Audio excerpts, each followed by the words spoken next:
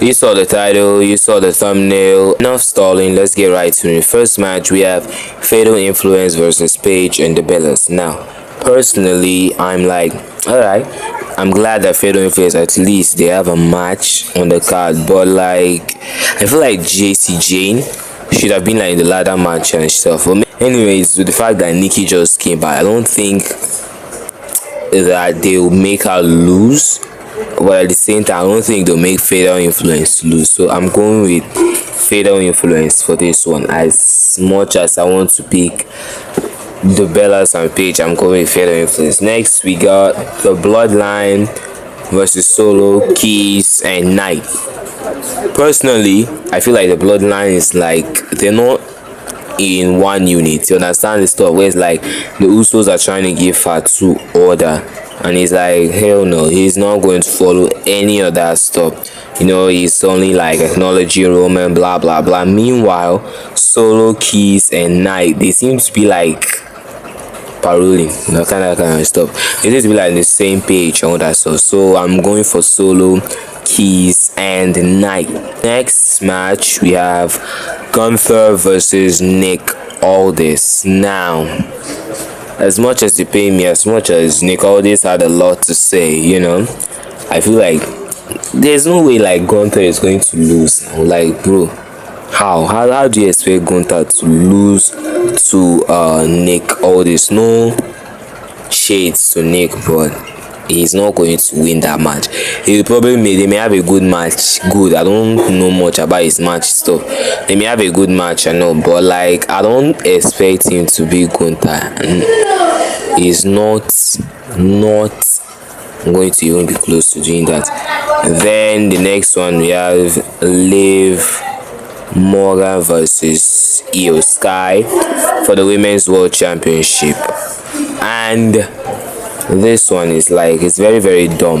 Not showing shade to the match, like the match itself is going to slap, because you know it's like Io and Liv, they always have a great match, whether it's like a tag match, blah blah blah.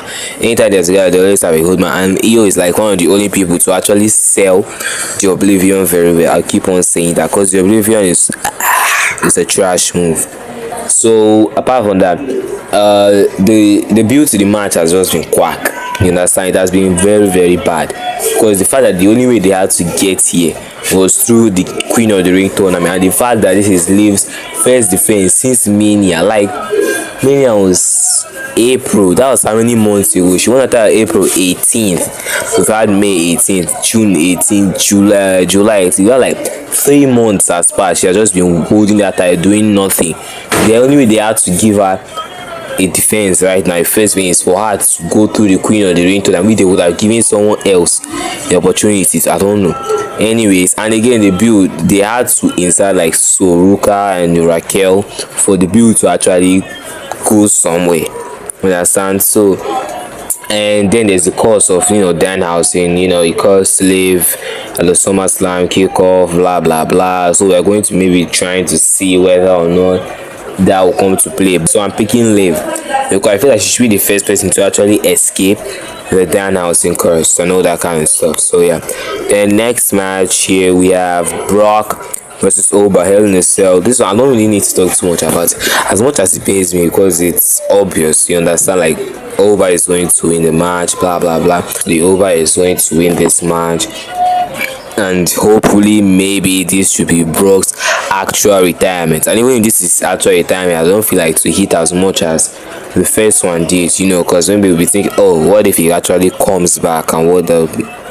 Anyways, over for this one, Nigerian blood type shit. Next, the possible, probably the main event of night one, we have CM Punk, the champion, going one-on-one against Raheem for the undisputed WWE Championship, and the match itself will slap good, right? Like, they have a pretty banger match, all that kind of stuff, but the fact that the way they had to get there was very very bad. Like, they just did Sammy dirty, like very very bad. Even Gunther, like Gunther was like in the championship picture, and all of a sudden, boom, he just got thrown out, and now he's made to fight his GM or whatever, who is not going to lose to, by the way. So anyway, why have that kind of stuff? Either way, Punk versus Raheem. The fact that we didn't as it and Punk was like, Cody was like, just say when, blah blah blah.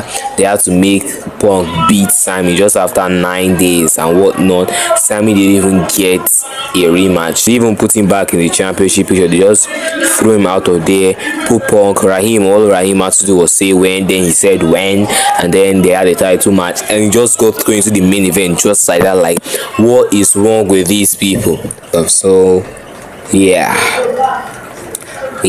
I'm going with Punk.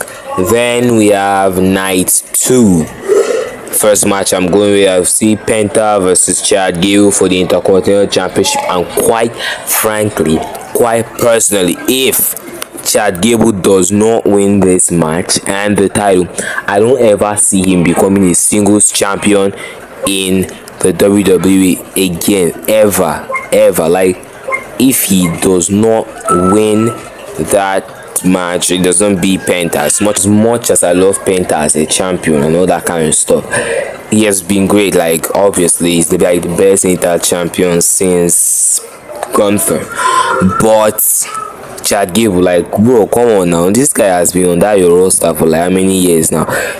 I'm still of the opinion that he should have been the one to beat Gunther at WrestleMania 4, Sami Zayn and whatnot, blah blah blah. Anyways, here we are. Chad Gable is winning. Hopefully he doesn't come out to his stupid free ride thing. So I will like God, talk for another day, I beg. I don't tire for that one. Next we have Trick Williams versus Baron Corbin, and quite personally, I have to ask this question before we go into this match. Let me ask this question first. Like, did Melo do anything wrong to anybody in that creative room? Like, let's ask ourselves that question first. Did Melo do anything wrong to anybody in that creative room? Because it's just like every single time he is about to go somewhere big, they just cut him off and put somebody else inside. Like, he was the US champion heading into Royal Rumble, and he got left out of the Rumble as the champion. He didn't even enter, and then we had like 2 grandes, Mr. Iguana, La Parca, and whatever shit. Then heading into WrestleMania, just like weeks or days before Mania, he got cut off the car just to put Sami Zayn inside and all that kind of stuff. He got called off, and then Sami got put into the title picture for WrestleMania. Now he was feuding with Trick Williams rather, going into SummerSlam. Then all of a sudden, bang, he got called off from the story, and now it's Baron Corbin who's inside it with like 3 of the WWE's big 4 pay-per-views. Melo has got called off just to put somebody else or something else into the story. Like, did he do anything wrong to anybody? Anyways, the fact that this is like, after the time I'm recording this is like Corbin's first match back, a title match, by the way. I don't think they're going to make him lose the title anyways. So I'm picking Corbin. For as much as I love Trick, as much as I love whooping that Trick, whatever that means, Corbin is going to win this match. Next we have this atrocity. Yes, I said it. Danhausen versus Dom is like very, very bad. I don't even get the hype. I don't get the build. Like, what are they fighting for? Human monies or whatever? I don't see how this match intrigues me at all. Like, at all. Because first of all, this is Dom Mysterio we're talking about. It. The guy that was like from 2022 up to until probably maybe Mania 41 couldn't hold a mic to say anything because he was getting heel heat like no other person was getting. Like, you couldn't see anything. Everywhere you went, he was getting booed. Then all of a sudden, boom, he got thrown into a free Danhausen, and it's just made like looking like a fool and all that stuff. And like, this is very bad. Anyways, blah blah blah. I just feel Danhausen is going to win the match. Hopefully after this, like, they just remove Dom from the Danhausen story, like, because Dom in AAA is a serious badass, by the way. I just want to point that out. Next up, we have Finn Balor versus Sami Zayn for the #1 contendership match for the undisputed WWE Championship, meaning whoever wins this match has a potential championship opportunity against Punk, because I want Punk to win and not Raheem. Anyways, Balor versus Zayn. I mean, yeah, as much as I feel bad for Sami Zayn 9-day reign, bro, Finn Balor only had like 22 hours as champion. 9 days is more than 22 hours by a long shot. By a long shot. So I'm picking Finn Balor to win the match. I don't see any world where I'm going to be excited for Sami Zayn to win that match, because I'll be very very angry if Sami Zayn wins that match and Finn Balor doesn't win the match. That's just me saying it. Next match we have as of now only 4 out of the 5 participants that we confirm. We have Charlotte Flair versus Jade Cargill versus Tiffany Stratton versus Chelsea Green versus TBD for the interim women's championship, interim WWE women's championship. Why is this match for an interim championship? It should just be like the vacant WWE championship. Let's know that yes, it's vacant. Why is it that it's when it comes to Rhea Ripley? That's why we now know that we want to do an interim champion, want to crown a temporary champion. Anyways, I'm picking Chelsea Green because dude, we want Chelsea. Okay, I don't care if any of the other 3 people here win the title. Okay, at least I would rather see Charlotte. If Chelsea does win, I'd rather see Charlotte winning the title. But I'm picking Chelsea. Locked in, Chelsea Green. Next, the main event, the one we all been waiting for, the brother match. Seth freaking Rollins versus Roman Reigns for the World Heavyweight Championship.